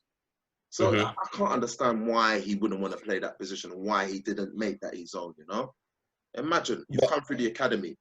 Go on, Richie, come back before we just bring Anthony back in, please. Do you feel like a player should be able to say, okay, I know this is not my natural position, but if you get fielded into the team and we see that he has the attributes to play there, do you think he, as the player, should say, I don't want to play at right back? If I'm honest with you, Richie, I think it depends on the player. If you're, for instance, Mesut Ozil in his pomp, as much as I dislike the guy, but the guy is a number 10. He comes into the squad with those wages and that fee, you play him number 10. But you're Maitland-Niles. You're trying to make your way in football. You've just come out of the academy and you've got an opportunity that hundreds, thousands of kids are dying for. Desperate for, I promise you. Just from the Arsenal academy. Do you understand where I'm coming from? So for you to get the opportunity and squander it, bruv, it's a slap in the face to all those other kids that didn't get the opportunity. Take the opportunity that you're given. You know, you're not official like that. You haven't made it in the game like that. You know, no disrespect to the man. I'm no one to be trying to preach to the man. Do you understand? I don't know his personal circumstances, but from the outside, it just looks like a bad attitude, man. You know, get your right back position, make it your own. Anyway, listen, just moving it on, just swiftly, guys. I think we'll go for the last couple of minutes. We'll finish up on the left back position. We'll touch on the attack quickly, and then we'll go into any other business. Anthony, left back position. Are we blessed? We've only got one left back, really. I know they say Saka can fill in, but it's like we're playing him as a midfielder now, aren't we? And I feel like he's played all over the gaff, to be fair. Yeah, so Tierney keep. Are we casting Saka as a left wing back or left wing back? Is keep him? Yeah. I don't know. If not, then we've only got one left back, and that's a bit of a problem. Well, I don't know Kolasinac. who else can play. You got Kolasinac still there? Oh, I forgot. I would have cashed in on it. He could go now. He can go, yeah. He can He's bounce. a nice guy. He's a soldier. What he did for Ozil, but I think The sad thing is, he is one of the only players in our team that has that imposing physical presence. Excuse me, imposing physical presence that you need in a Premier League team. But yeah, he's a bit of a headless chicken. Let's be honest. Richie, just quickly on the left back position, how are you feeling about it? Yeah, I'll definitely keep Tierney. Obviously, because of injuries, we haven't seen the best of him. Kolasinac, cash in on him. He's on high wages. bank manager. No, he's on 140 grand, yeah? We've got to call you Richie Rich from now on, innit? No, seriously, he's on 140 grand. Obviously, he came on a free, but yeah, we just need to get rid. And I would most probably try and promote. I don't know if we've got anybody coming through, but I've tried to promote somebody from the youth team or the under 20. Try and bring them in as an understudy to Tierney. I don't want Saka playing left back. Yeah, he filled in, but I want him playing. He's more effective in them forward positions. If he's playing left wing back, that's all right. But I don't want him as like a left back. I want him playing as a left winger or a left wing back. What, over Pepe? Huh? Over Pepe? No. Wing back. If we change formation, sorry. Yeah, no. Because obviously, if you're playing three at the back, you can play as a left wing back, and then obviously, if we're playing 4-3-3, you can play one of the forward three positions. So something like that. But I want Saka further up the field. I think he's got good end products. I think he needs to be playing in the forward positions. So I'd bring him in from the youth team or get somebody on a free, but I wouldn't go out. I think left back we can just about get away with. I think right back has been more of a problem for us. Okay. You know what I was going to say, just on the point you made around promoting players into the first team in the left back position. I know they've got Zach Medley, who comes as something of a centre back / kind of left back, and he's been training with the first team of recent. So that might be someone that might be a shout, to be fair. But yeah, I do like that shout about Richie Rich, man. I think that's going to be your tagline from now on. We're going to run with that, definitely. But you know what? Something that just occurred to me when you were talking about Saka in particular, and it kind of brings us into a natural progression into the midfield.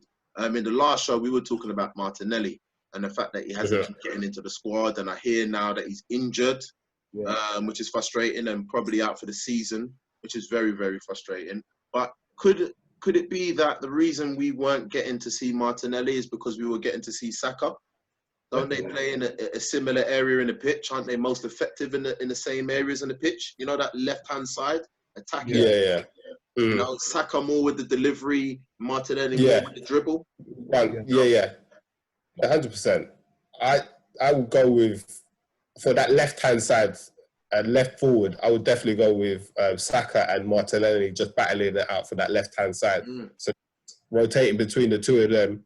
And then obviously, if I don't know who's going to be the main striker, I think Martinelli should be a backup to the striker as well. I would, anyway, we haven't got to striker, but let's just stay on the left wingers. So what we're saying now, this is my problem, by the way, with Arsenal at the moment. Are we saying that we want a left forward striker, or are we saying we want a left winger in that free position? Because that's where I feel like as Arsenal, go on, we are confused a bit. So, I mean, I think it's simple, Anthony. I think it's really simple. I think we've been trying to play a striker at left wing, and just because he is an elite mover and elite finisher, he's been making it work. But he doesn't have the attributes to be a left winger. We need two dynamic, devastating wingers. Either side. The most effective teams. Like the old total football. 4-3-3. You have two devastating wide forwards. Yeah. one that not can go on the that's not outside, Martinelli, though. one that might cut in. However you do, if you look at City and you look at they top load their wing positions, and that shows you where they think the devastation comes from. It's true. You know? And you just true. have your fox in the box, Aguero or Jesus, to just come and That's tap it. in anything that slips to them, you know? So do you think we should play? Do you think Martinelli's that answer on the left then? Is he that answer? I So think I know he Martinelli, can score goals, but he's assisting. I wouldn't really trust him in that position. I To think give that ball in the Martinelli, 80th minute. I think Martinelli does the job that Iwobi used to do for us, which is grab the ball from the middle third and drive at players into the final third. Don't worry about passing it in there. Yeah. That's what Iwobi used to do for us. I don't know if you remember. It wasn't effective in terms of end product, but in terms of carrying that ball into the final third, comfy. Yeah. And Martinelli's got devastation with it. He can jink and finish, you know? That's why I think, for me, Martinelli is the ideal. But horses for courses. If you've got a really elite finisher, like we do in Aubameyang, then you might have a Saka that's whipping those balls in, you know? Why did you roll your eyes? It's something I do, brother. Don't pick me out. Make me out of the video as well. Come on. Now, let's go into the striking position. How we fit, man? How are we feeling about that? On paper, we should be nice, Richie. No, we should be absolutely nice. Lacazette, Aubameyang, the amount of goals they've scored. On paper, you would say even the first season under Emery, I think it seemed like. I didn't think the two playing together was the best thing, but playing one of them and even having Lacazette as a second a striker that could come off the bench, it was a good thing. But now you can see that we just don't. Basically, you can see with Lacazette especially, there's not enough mobility up front. He's just not fast enough, and it's like at the moment he's not holding the ball up. So it's like, what is he really doing? And he's not scoring. So that whole name, lack of threat, comes up. I felt like he was, when he gets into the box, he would just blast it in. But now it's that you're not seeing like his attributes coming through. So for me, I'm not going to say it again, but he's somebody I would most probably move on. Okay. I'll tell you what, Richie, just aware of our time schedule, and we're just due for a quick break before we come and do the last five.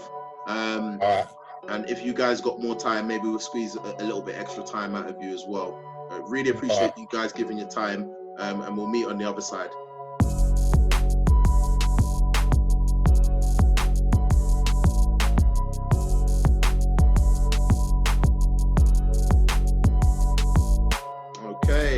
Back on the other side, and you are listening to the typical Arsenal gang. We've just come back from the last break, and we are waiting for the guys to come back in. We have got Anthony, aka Tactics, who's just loading back up, and we have got the newly named Richie Rich, who should be coming up any second now. We're just waiting for him to come through. And we are just discussing, Anthony, the centre forward position. So maybe it's the perfect time to bring you in as we wait for Richie Rich to come back. How are you feeling about it? Like I said, on paper, it looks a sick combination. I think we don't play 4-4-2. We play 4-3-3 or 4-2. I know we don't play with two strikers there. So one of them, we need to get rid of one of them. We just need to get rid of one of them. I would, I like Lacazette. I would probably move Lacazette along, and I'd keep Aubameyang if he wants to stay, and then play him as a striker. Forget about the left, forget about the right. Just forget about it. Just forget about it. Just play him as a striker. That's all we have to do. Just play him as a striker. Get people who are going to whip the ball into him, or are comfortable doing. Just get the ball into him, and he's going to score. If you get the ball into him in those positions, he's definitely going to score. And that's what we're not doing. We're not getting him the ball where he needs it. There's no point giving it to him in halfway up the pitch and expecting him to run down. He's not an Henry. I know we want him to be the Henry, but he's not that. He's definitely not that. You know what I mean? He's not going to... But if you play the ball behind the defenders, who can latch onto it and then, but who's that person giving that deadly ball? I was just about to say, it brings us back to our conversation when we were analysing the midfield. The midfield is just not fit to do any of that. And it's mismanagement of resources, if you're being honest. Let's be honest. Yeah. You know, it's mismanagement of resources. You got one of the most elite strikers in stats-wise, yeah? Stats-wise. Let's forget about what he produces and what he's able to do. Stats-wise, he's one of the best. Yeah.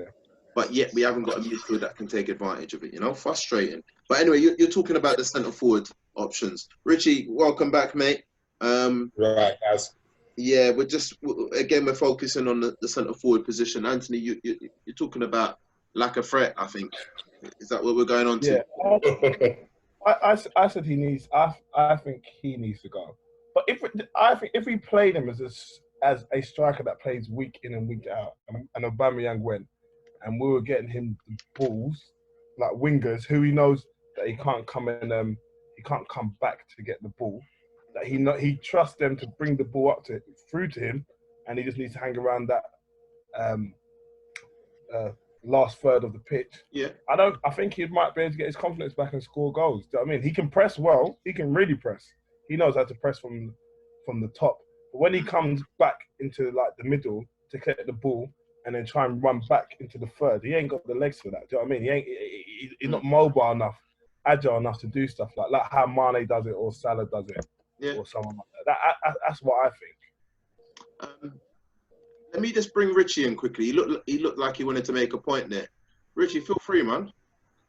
Yeah, with Lacazette, I do like him, but what I'm just saying is his numbers don't lie. He hasn't had a 20 goal this season, and the problem is losing Aubameyang. We're just not gonna get.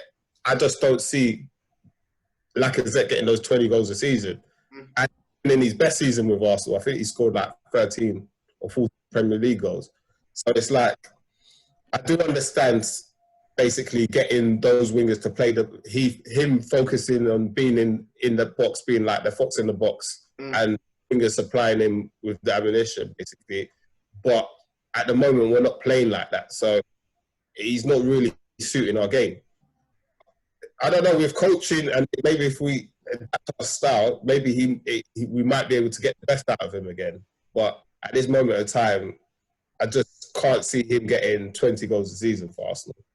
Do you know my problem with, well, not even a problem. I think the issue we have at Arsenal is not our strikers. If I'm honest with you, I think Lacazette at a different team would bang goals. I'll be frank with you. I think there is something in the air at Arsenal that drags players down to the common denominator, which is just below the standard. You know, I look at Lacazette and I think if he had a fully functioning team behind him that was able to attack and defend with balance, get balls into the box on a regular basis with some type of accuracy, with width, he would score goals. If you see some of his look at some of his best goals for Arsenal and realize that he is a much better technician than Aubameyang. Yeah. A year, 2 years ago, you asked me who's the player that I prefer, I'd say to you Lacazette. But when you look at the goal ratio, and this is why I said stats-wise, he's one of the most elite, Anthony. This is what I said to you, isn't it? Yeah. Stats-wise. But when you look at it with your eye, you can see Aubameyang's not a dribbler. Whereas at least Lacazette's got that close control. But bringing it back to my point, bringing it back, guys, without going too far, neither Lacazette or Aubameyang have the right team behind them to get the best out of what they do. Yeah. Would you agree? Okay. Yeah. No? Anthony, should I bring you in on that? Bring you in? How do you feel about that kind of that thought pattern? Yeah, I agree, man. Because, like, I think to myself, who in the team is going to slip them that pass or give them that assist consistently? Who do you know that, oh my gosh, he's about to play wicked passing, or he's going to do something deceptively, and he's got to give them that chance or that angle to score? And I know you lot don't. Ozil, who's gonna? I'm not gonna start laughing. Except Ozil and Saka. Saka can. Why are you not laughing at us? No. Except Ozil, yeah. Who's I just really messaged you Mesut Ozil 3 years ago, innit? That's the answer. Yeah. Well, exactly. Okay, we haven't got a. Let's put this. We haven't got a a second Ozil in the team. Yeah. Mm. To be able to do that kind of stuff. We have Saka who can definitely whip that ball in. He's definitely dangerous at whipping that ball in. So take them two. I don't really know where that assist is going to come. Yeah. Pepe's good, but I don't know about him giving those assists. Sometimes he does 1 or 2 through balls, but he's more of a, what do you call it, devastating player. That's what he is. I mean, Yeah. but who's going to really... Pepe, what I will say, he will get assists because I don't know if you've clocked, his dead ball delivery is very, very good. Yeah, very good. Very good. So he'll get assists that way. And he, like you say, he's a devastating player. What he brings to the game is more than just goals and assists, you know. Breaking on the counter is his game. I guess that brings us nicely over to the right-hand side and our options over there. It's pretty much Reece Nelson and Monsieur Pepe. Richie, how do you assess our options over there? Right-hand side, I'm not too worried. So, Pepe, first season, I can't complain. I know a lot of people have been giving him stick, but it's his first season. You got to think about, with Pepe, he's been in and out of the team. Mm-hmm. Just like we're talking about Aubameyang and Lacazette, we're not playing to Pepe's strengths. Yeah. So I feel like he's always coming back to collect it. Then he's having to dribble against the player where he should be running in behind the player. You know what I mean? So it's like with the Walcott wasn't good at dribbling, but when you play the ball in behind and he had to run and then play that pass or finish, he didn't have too much to think about. So it was easier. But we're not playing them balls for, what's it called again? We're not playing those balls for Pepe. So he's not effective. And I would say there's no cohesion on the right-hand side as well. Because with Pepe, if you've never seen the fullback coming and supporting, it feels like it's always Pepe by himself. You know what I mean? So I think we need to get more cohesion on that right-hand side in terms of fullback and the forward player, which is Pepe. And I feel we need to get him doing what he was doing for Lille. But obviously with Lille, they were more of a counter-attacking team, so he was more effective. So it's kind of systems as well. So I'm not worried about Pepe. I feel he will come good. He's still learning the league. So based on this season, I think he's going to learn what he needs to do to be more effective in the league. And moving on to Reece Nelson, pretty much say, obviously he had that loan period at Hoffenheim. He was all right. He scored 7 goals. When he's been in the team, he's done some good things. Then he can be very frustrating. But another one, we should try and persist with him. We've got to try and bring some of these academy players through. So I would give him a chance. He's somebody I think we could sell, but I think he's somebody we should persist with. And maybe a year or two, if he doesn't cut it, then maybe try and move him on. But for this moment in time, I think the right-hand side we're well stocked. Okay. No, listen, I tend to agree in regards to the profile of player that we've got on the right-hand side. I just don't think it functions well in a system that we're using at the moment. And maybe, Anthony, I'll bring you in. You had a thought on a player in particular. I forgot about him, actually. Emile Smith-Rowe.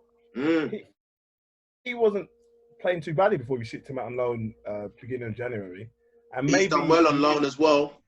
Has he? All accounts, yeah, he's done very well on loan. I think, where is he? Is it Huddersfield, I think?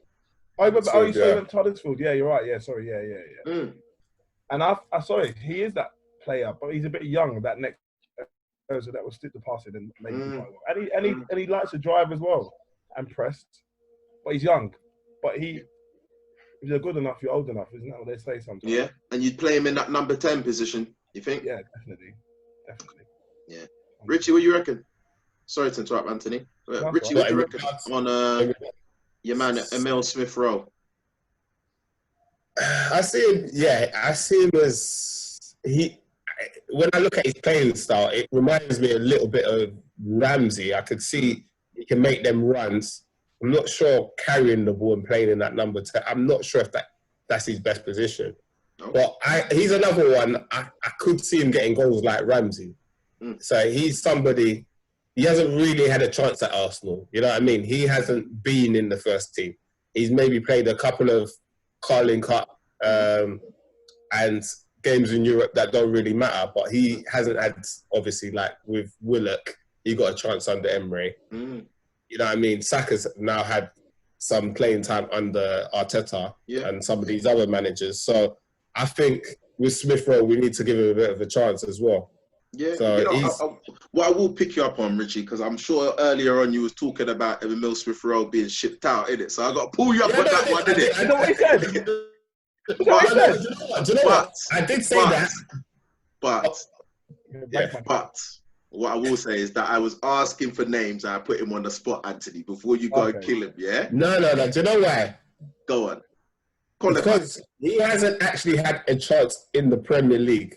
So I say that he's not going to make it out Arsenal because he hasn't had that chance, a consistent run like some of these other players. Yeah.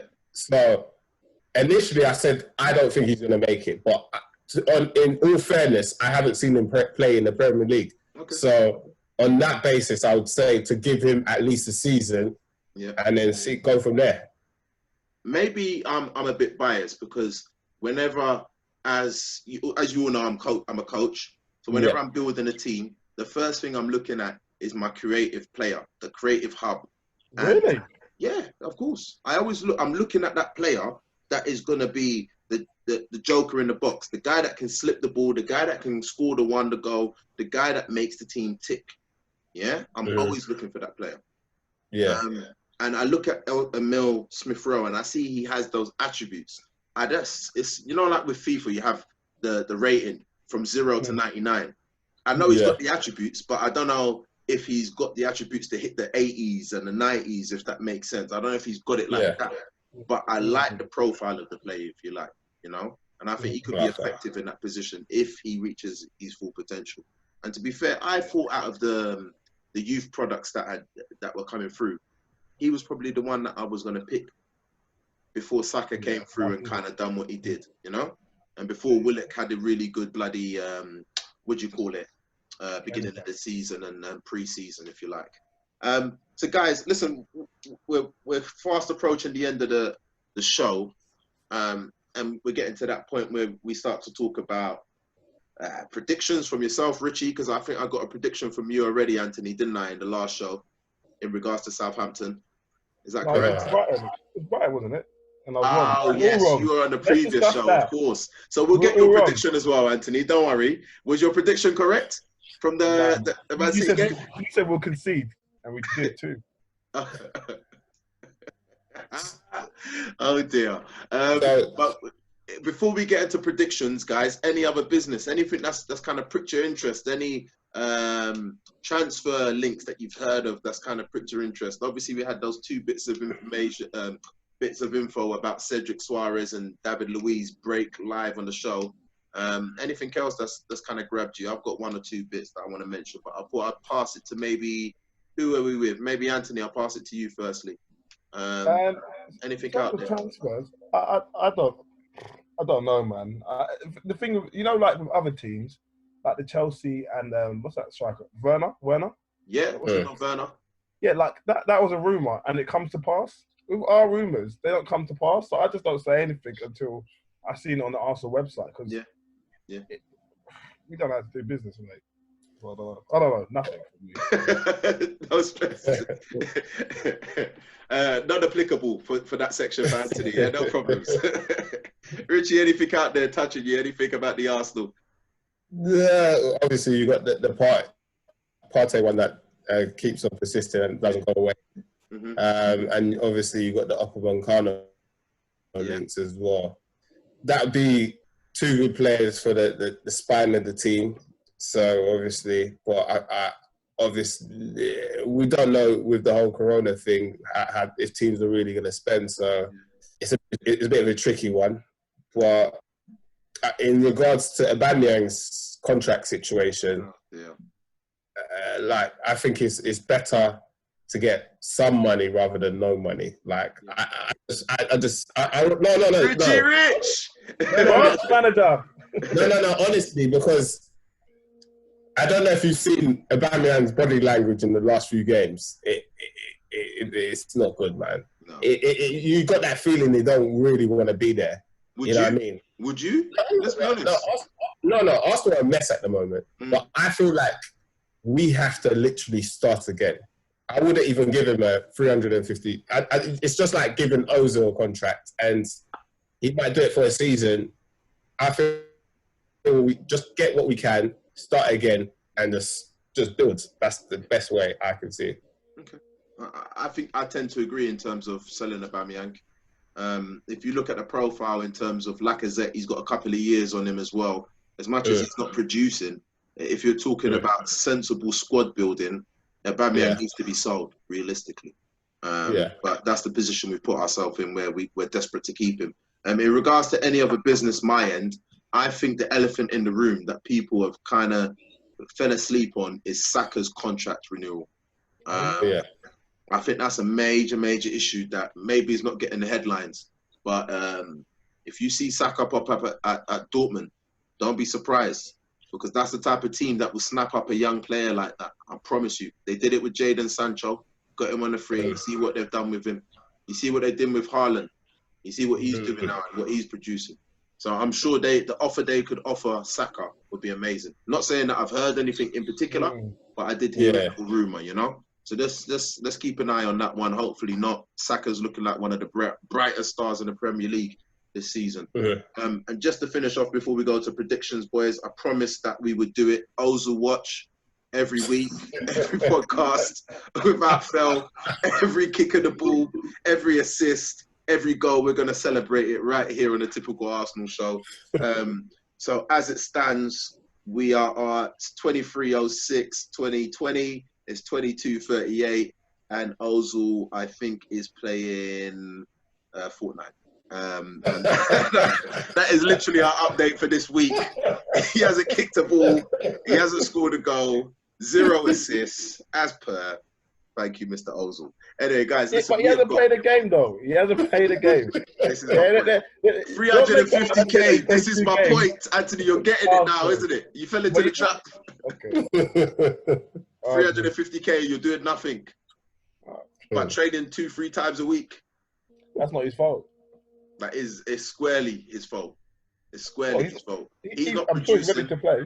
Huh? I'm sure he's ready to play. No, I think the problem is, Anthony, hence why he's not in the squad, is that he's not ready to play. If he was ready, the quality of player that he is, he would be playing. I think we can all agree with that, no? Anyway, listen, Ozil Watch. That's another episode down and dusted. We got him again. Now let's just move on to predictions. On a more serious note, guys, we've got Southampton. I think we've got Southampton away. Furthermore, I think this would be the third of 4 on the road. Listen, Southampton. We spoke about boogie clubs earlier on, Richie. Southampton have killed us. I remember one on New Year's Day. They are a bogey team, mate. They love to smack our bottoms. They love to pull our trousers down and smack our bottoms. Teach us a lesson. I guess I'll stick with you, Richie, man. Where do you think this is going? They're in good form as well, just to throw it out there. I'm going to say that it's going to be 2-1 to Southampton. I think we've only got a poor record against them away from home. I could see us conceding. We might score 1, but most probably 2-1 to Southampton. Okay, all right. I can. That's a realistic score. Let's be honest. Anthony, I think it'd be 3-1 Arsenal. I know they're our boogie team, but what we do is when we think, things can't get any worse, we always give us a little bit of hope.